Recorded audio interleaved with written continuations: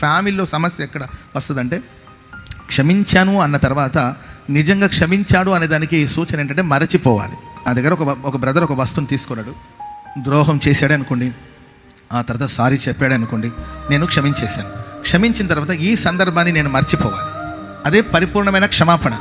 క్షమించాలి బ్రదర్ అని చెప్పి మరలా, శేఖర్ నీకు తెలుసా క్షమించేసాను కానీ నేను ఏం చేద్దాం మరి క్షమించక, నీకు తెలుసా ద్రోహివాడు, క్షమించేశాను అని అన్నాను అనుకోండి, నేను ఇంకా వాడిని మన్నించినట్టుగా.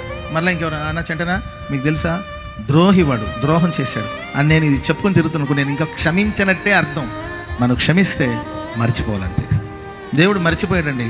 అందుకొరకే నువ్వు 3 సార్లు అబద్ధం చెప్పావు, నీకు ఎట్ట మనసు వచ్చిందిరా నా మీద అబద్ధాలు చెప్పు? ఎక్కడైనా అడిగాడండి?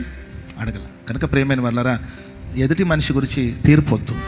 జడ్జ్ చేయడం మన పని కాదు, తీర్పు తీర్చకూడి, అప్పుడు మీకు కూడా తీర్పు తీర్చబడదు.